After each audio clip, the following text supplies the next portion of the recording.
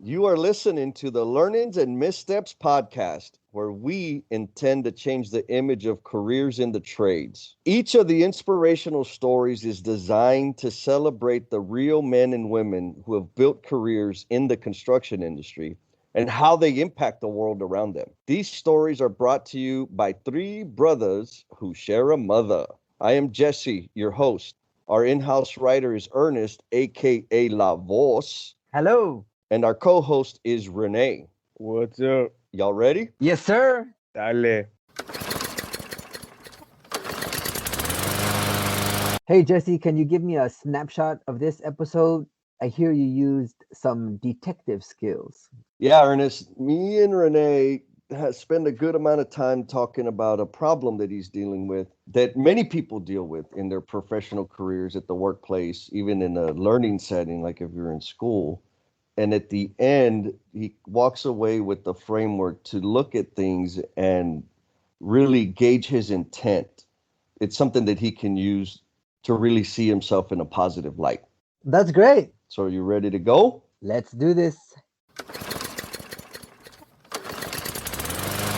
We're recording this is a backlog. No, what are we calling it? A bank? We're recording another bank episode because Rene is a taskmaster. Actually, he's helping us stay the course so that we can make sure this podcast survives past the first year. Anyways, that's the reason we're recording bank episodes. And this episode is titled Suck Ass versus Badass.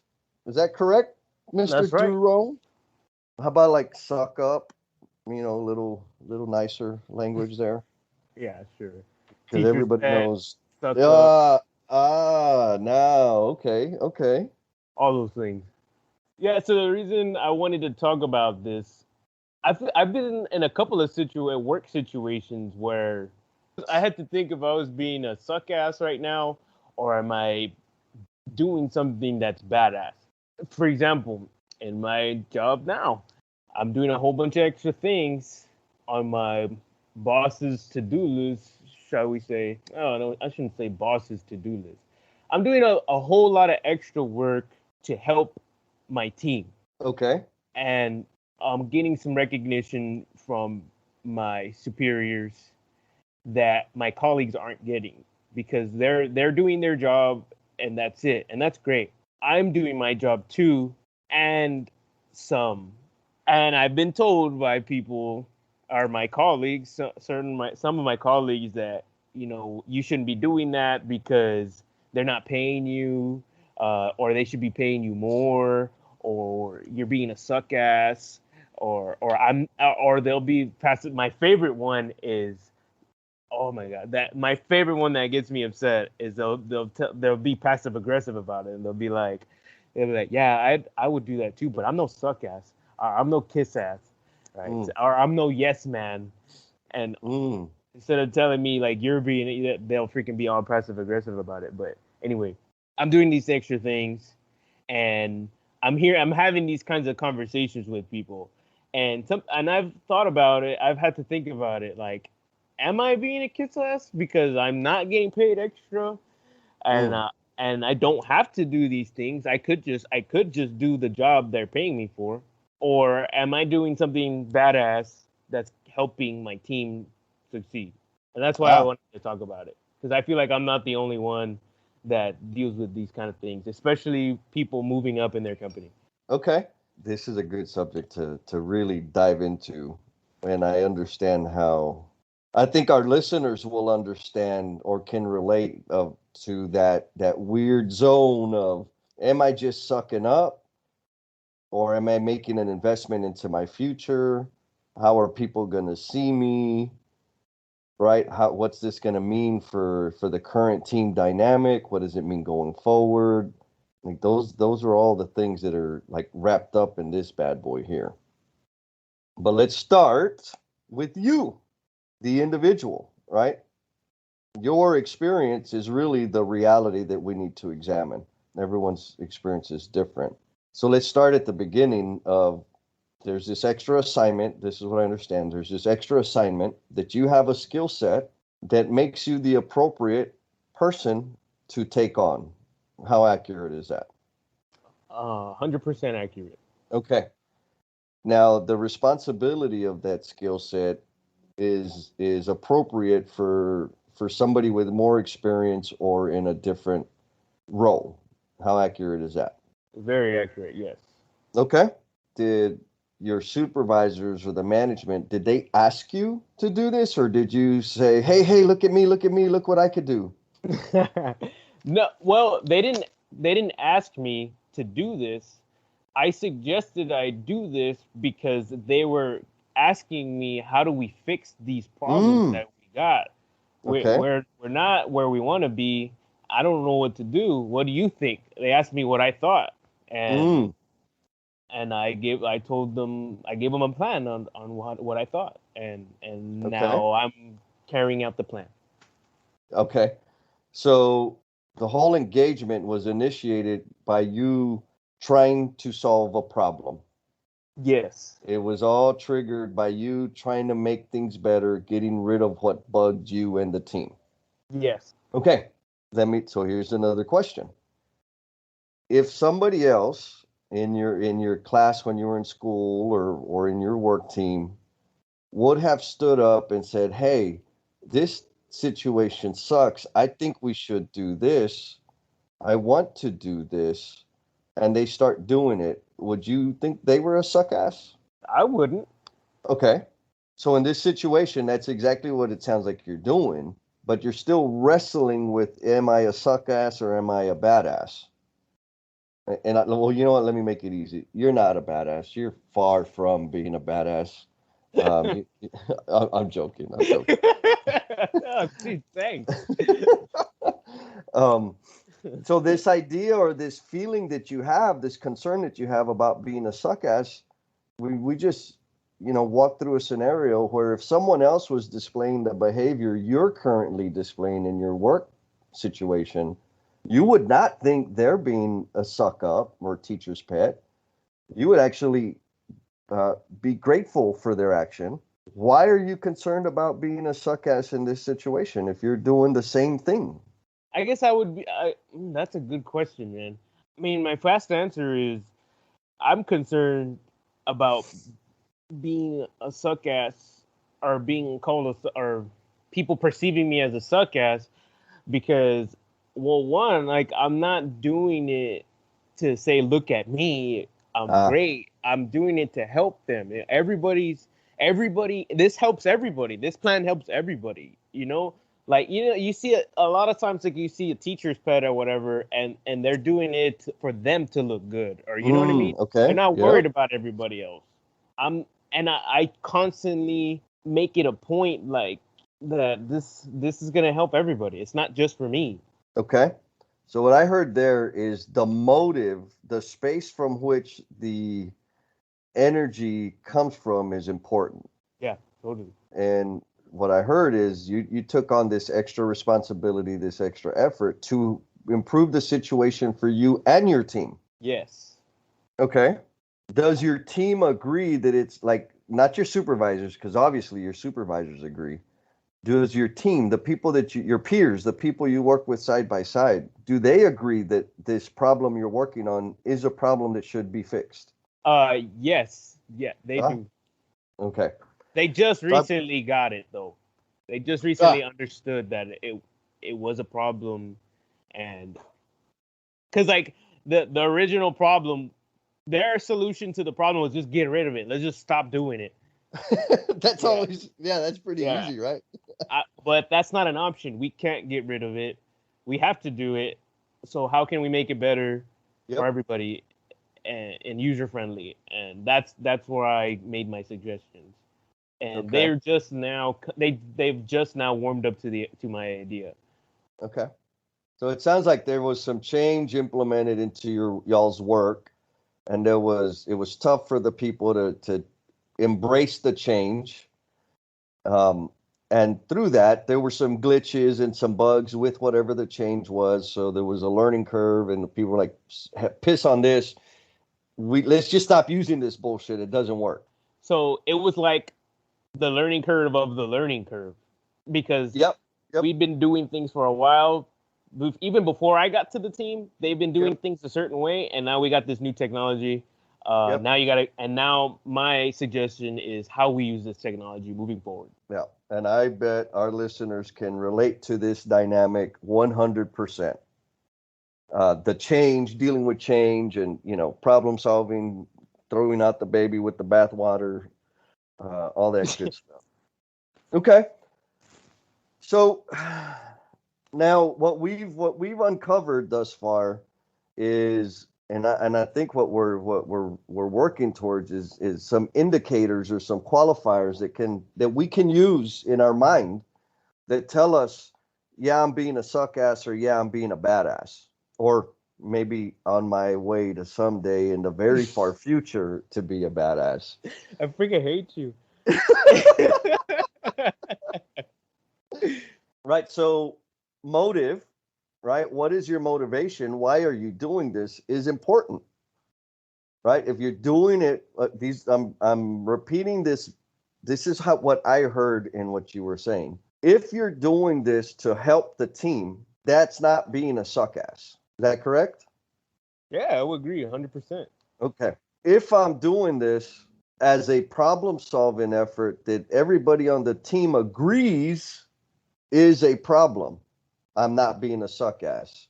Yep, I would agree. Okay. Now, what I also heard that not everybody agreed it was a problem at the same time. It took some convincing for the others. I would say everybody agreed it was a problem, but not everybody agreed how we were going to solve that problem.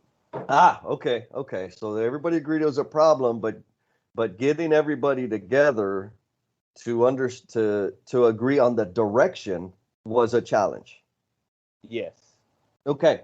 Now, in that phase, is that when the guy started saying, "Man, you're a suck ass. Why are you doing all this bullshit? This ain't your job." That was it, because they were the other guys in the team. They were like, "Let's just stop doing it. Let's just get rid of this instead of trying to work with it and make it work." Yep. So they wanted to get rid of it. It would have been so much easier if we did it the way we used to do it. Exactly. Verbatim. Yep. Right. Yes. And then you said, "No, what if we try this?" And they said, "Mamon." Exactly. That's like quote unquote what they say. I keep trying to tell you, Rene, I am amazing. You're not a badass. You're far from a badass. No, this is great. This is beautiful. So now that's where the rub is, right? And originally, when we started the conversation, it felt like you were trying to understand if you're a suck ass. Was that true? Yeah, sure. I own that. Okay. So now we've had we know you have articulated some very specific points that help us understand that no, you're not a suck ass. That doesn't mean you can't be a suck ass, because you can, right? Mm-hmm. I mean, we all have that capability. And so I want to, before we move on, I want to paint a picture or describe what a suck ass is in my mind. And then let me know if that's what you see. And this way it's clear for our listeners, because we're fixing to jump into the badass part. When I think of a suck ass, it's very close to what you've said, right? I think of somebody that does anything and everything they can to enhance the optics of themselves. They will take they will take credit for shit that they had little or nothing to do with. They'll add or speak in a meeting just to be heard and add no value. They love talking about people and critiquing and highlighting other people's shortcomings, and actually do nothing to move the ball forward. But they're compliant. They listen to the boss. They follow directions explicitly. They don't make waves. They fulfill the expectation, but it is the minimum, right? Like that's all they do. In terms of the product and what they bring to the group or bring to the table, it's really just the minimum. But they put all this other energy into highlighting themselves and demeaning or highlighting the faults of others to make themselves seem better. That's my vision of a suck ass. How close is that to yours? Bro, that's like almost 100% describes one of the people that's calling me a suck ass. Damn it. I'm telling Like, you, man. almost 100%, man. Okay. So moving forward, now we're talking about, you said, hey, I think there's another way. We're not going to get rid of it. They said, It's not because we can't, right? It's not an option. And they said, Mamon, here we go. And so now you're doing you're doing work, and it sounds like your supervisors and everybody, your team, and you agree, you're now doing work that is outside of the job description, that is on top of your core responsibilities. And people are saying, what the hell, why are you doing that? Like, that's a foreign action, it's a foreign behavior. Is that correct? Yes, totally. Okay. Now, I would say that type of behavior is the behavior of a badass, right? Because, again, you're doing it, what my understanding is, you're doing it to make the situation better for the team. But you're not just doing it for that, right? You're not this altruistic, hey guys, I just want to help. Don't pay me. I just want y'all's lives to be better, right? I mean, you have another reason. And I'm guessing that part of that reason is so that you could learn more, right? That's a whole new thing. You've never done it. You have an idea, and you have some tools and some expertise and amazing big brother that can help you with these things. So you're like testing that out. Is that correct? Yes. Okay. And it causes more work for you because you still have to do your core responsibilities. Yeah. Yes. Okay. And you have to convince these guys, like, you don't know the answer. You're working towards an answer or the solution. And you've got to convince your team that this is the appropriate direction, even though you don't know, like, without a doubt that it's going to work. How accurate is that? Yeah, that's pretty accurate. How does that feel doing that? Oh man, it's kind of scary. Like, I had at first I was thinking about the idea, and then I actually talked to you about it, and then like you added a couple of things to the idea, and then like we came together and we created like this super idea, and and we're rolling it out, and we're almost at the launch stage of the idea, and now I'm like, oh shit, it's like, yeah, what about this? I didn't think about that. And what happens if this? You know what I'm saying? Like, I'm like constantly thinking of like contingency plans or whatever for things that can go wrong. Good. So it feels scary. So what I hear, like all of that, Rene, is leadership behavior. And it is scary, and it is uncomfortable. It is badass, being the badass. It is not being the suck ass. Right? Because and when I say leadership behavior, we get this impression in our head, or maybe not I had this impression in my head that every leader, like, they know 100% without any doubt what to do next, and what the outcome and results are going to be, and exactly how to get them. How does that fit with your paradigm? Yeah, like I agree. You think that they should know already, since they're the leader. They should know already. They should, right, quote unquote, know already. But my experience has taught me, and maybe our listeners will tell us, like, both of y'all are stupid. And good. Please take me to your leader so I can learn from them. Well, my experience, as in some of the things I've led in, and many, all of the amazing leaders that I've had contact with or been able to learn from, is they have no freaking idea. Like, and I don't mean to say that they don't know what the hell they're doing. I mean to say that it's not even a hope. It's like, it's a faith and a belief that when we do these things, that outcome that I see ahead will happen. And then there's also the humility of saying, and if these these little steps don't work exactly like I thought they would, awesome, because I'm going to learn from that and I'm going to adjust and we're going to grow as a team to learn how to adapt and flex and adjust and always be working to that point in the future, that point in our vision. It's not like they have a secret map that tells them the way and shows them the pitfalls and the dangers. It's more like they know how to create the map. What do you think? Yeah, that's awesome. I think that's spot on. I can't even say it any other better way. Okay. So now let's take that back to you, my young Padawan learner. Do you feel like you have a map? Do you feel like you're creating the map? I feel like I'm creating the map. And so in creating the map, I heard you say you're a little concerned. Yeah. What are you concerned about? It's like if I got this map and I'm drawing the map and we're over here on the one corner of the map and we need to be on the other corner of the map, and right in the middle I see like a dangerous chasm already there on the map, and I gotta figure out how to get over that, and that's how I feel. Oh, wait, what was your question again? I'm sorry.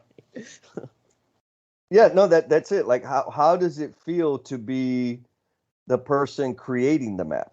Oh, it feels exciting, but there's like I do get a little level of anxiety having that kind of power, because it's like, man, I'm making this map and my team needs to follow the map. They're going to be expected to follow the map eventually, and if they fall or if somebody gets left behind along the way, I'm going to feel responsible for that. And yes, and that's kind of scary, I guess. it's a big responsibility. Now, you said something that's I think a pitfall, and I want to bring it up. Maybe you didn't mean it this way, but you said after I create the map, they will have to follow the map. Or yeah, we will have to. All of us are gonna have to do it. Me too. Yeah, I meant to say. Okay. So we not good. Big difference in the pronouns, right? Now let's take us back to suck ass and badass. Right? Yeah. Suck ass. The suck ass pronouns are I and me. Yeah. Would you agree? Yeah, I agree 100%. The badass pronouns are we and us. Yeah. Okay? Yeah, the veil has been lifted. You like? What do you think? You exposed me. No. I'm just it's just something that caught my attention. You know, I'm not saying that if when you're a badass, you never use the word I or me. That's not at all what I'm saying. It's the where is your mind focused? What is your heart? Does it care about? Does it care about I and me? Does it care about us and we? Yeah. Now, here and back to the pitfall. Sorry, I got distracted with pronouns. But back to the pitfall I touched on a little while ago. You're developing a skill of how to create maps, right? And again, in case I'm losing our listeners, we're not map makers here. We're talking about being a leader, and what it feels like to be a leader. It feels like you're creating a map to a destination, and there's huge responsibility associated with that. And you don't know exactly where to go, what to do at what exact moment, except that you know that you got to get to a point, and you work through that for and with your team. That's what we mean by creating a map, or being the map creator, is having the courage to get out there and do that, and having the foresight and the vision to work in that direction, and having the influence to get the rest of the group not only to follow, but also to contribute to the development of this map. So the question to you, Rene, is how do you get your team to contribute to the development of this map? That's a good one. Man, to me, one way that's helped me is because they're just now starting to contribute to the map, right? Yep. And I think the way to do that is to get them to believe in the map. Okay. And you do that by, I mean, what I've done is I've explained to them what I'm doing and why I'm doing it, and explain to my team in hopes that they can understand and even make suggestions, and then they'll start to believe in the map. Yeah. How does it feel when they make a suggestion that sounds kind of goofy? Like, oh, that sounds dumb. Have you had that yet? Yeah, I've had that. How'd you deal with that? I guess I've been guilty of kind of laughing at it. I've been guilty of doing that before.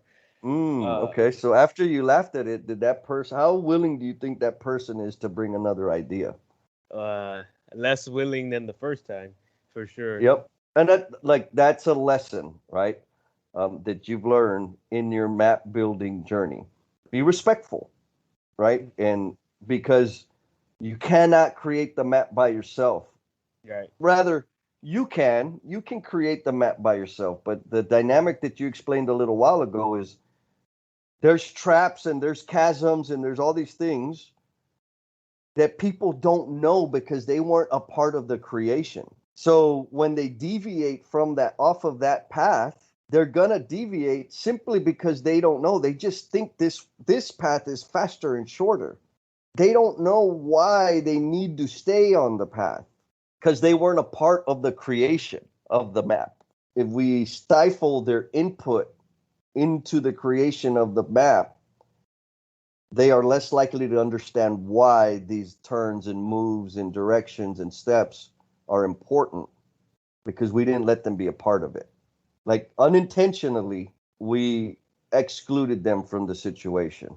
And that's a tough lesson. That's not a judgment. That's just a very difficult lesson that you'll learn with practice. You want to make it safe for people to offer any idea, because a lot of times that really goofy idea turns into like, oh, remember that thing you said last time? Let's try that. Right? Yeah. But you need to create a space where it's safe for people to be vulnerable and share their ideas and examine them, look at them, respect them, honor that idea like a little gem you find on your path. Pick it up and pass it around and let everybody put their hands on it and touch it. And then if it doesn't make sense, then you put it on the shelf. Say, okay, that was an idea. There are our ideas, and we're going to work on this one. It's very different than saying, okay, stupid, why would you? That's not even going to work, right? Then guess what? I don't want to play anymore, right? You hurt my feelings. And that's good. I'm glad you said that, because the guy who brought the idea, so the guy that brought the idea was the suck up that we were talking about earlier, the guy who you described. And when I brought the idea, time out. I don't know this guy. No, you're good. I don't know this guy. I've never met the guy. I don't know his name. I've never seen the guy. What I described was just a general suck ass, and this guy just happens to meet those qualifications. Yes, man. Like 95% of everything you said is totally spot on what this guy does. So that guy, I brought my idea to the table and he pooped on it, man. He was like, this is, he literally said verbatim, "This is shit." He said that. And I was pissed, right? I was pretty pissed. I didn't show him that I was pissed right there, but I was freaking pissed. And then, we talked about it, and now it became like, whoa.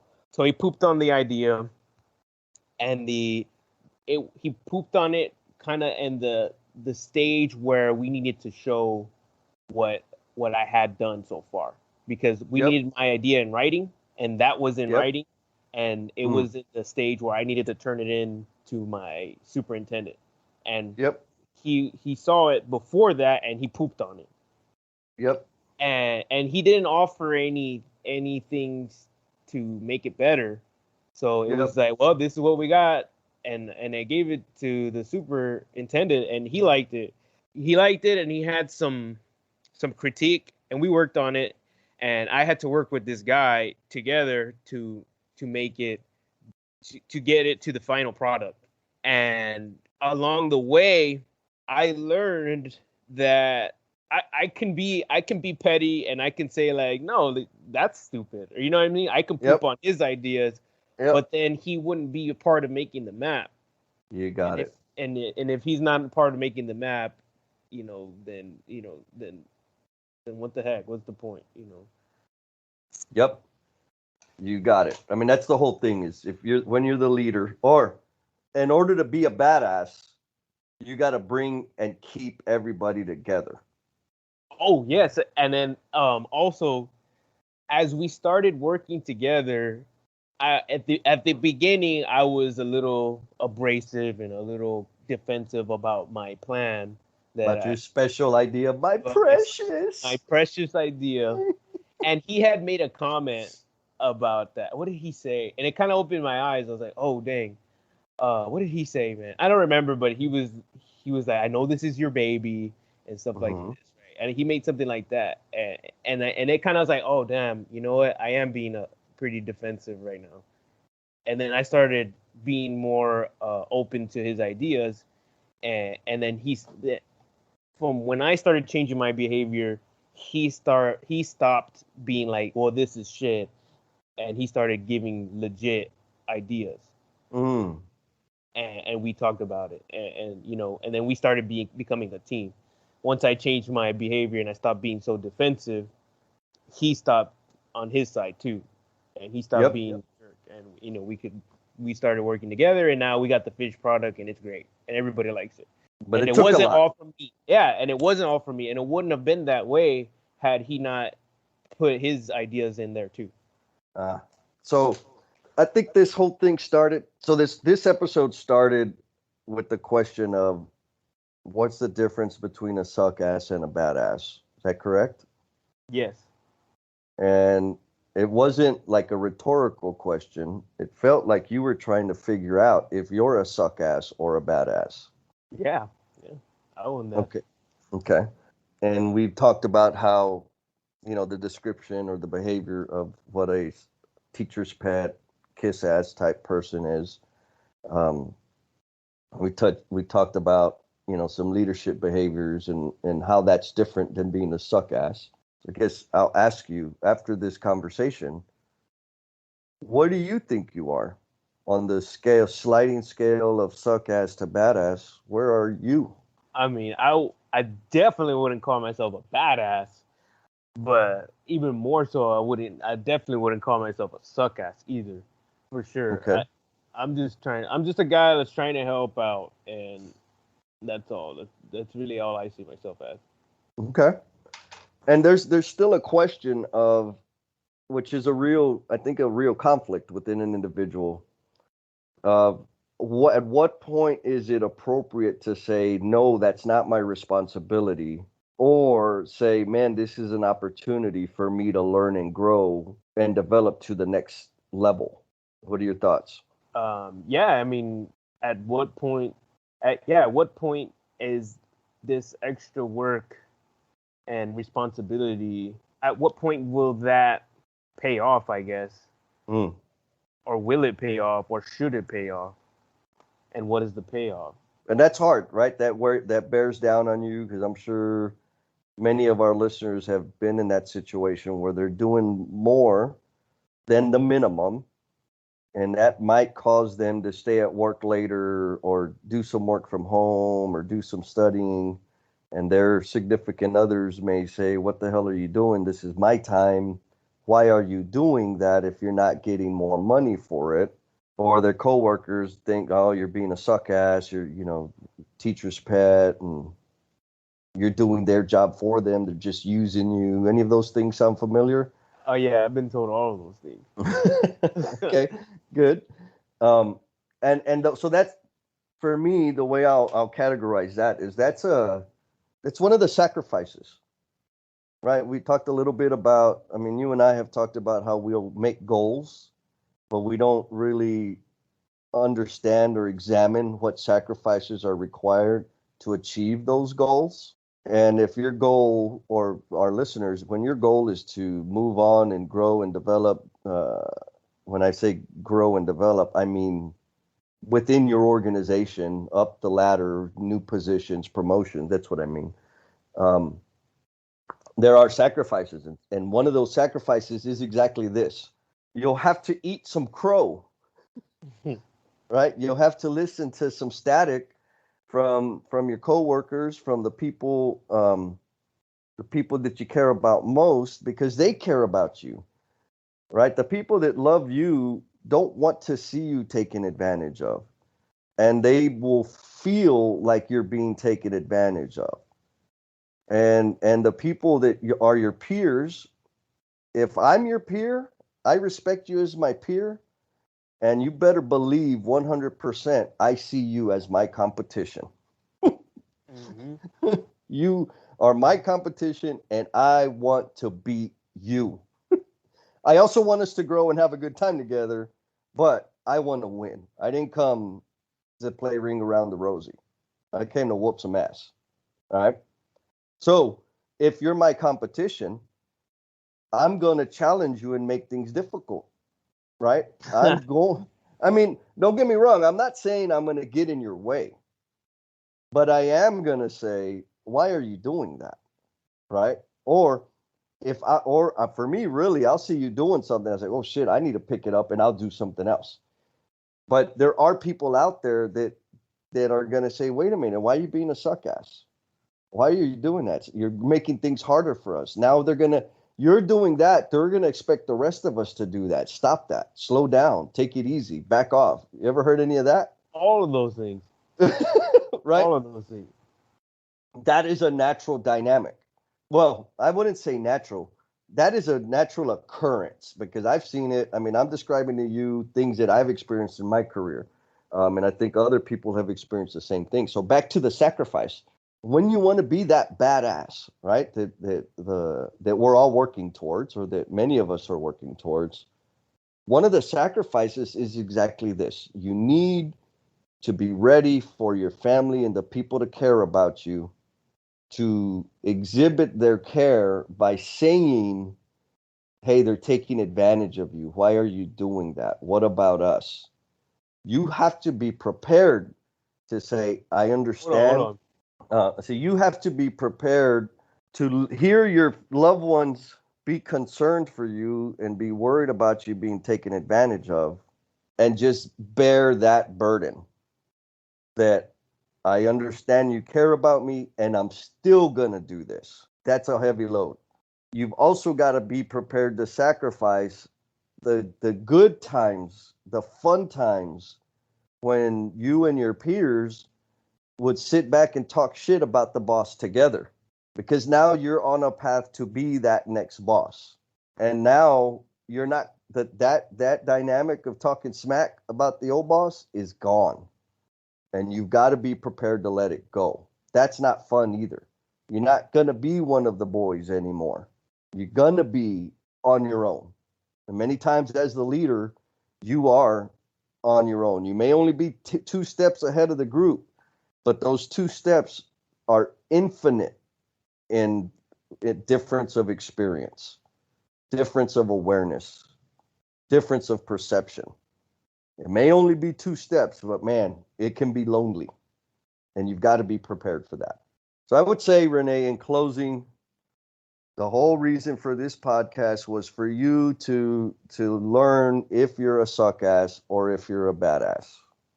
And you're using this podcast to make yourself feel better. And I'm joking a little bit. I'm joking a little bit. I'm kind of serious. But I would say, Rene, that you're not a suck ass.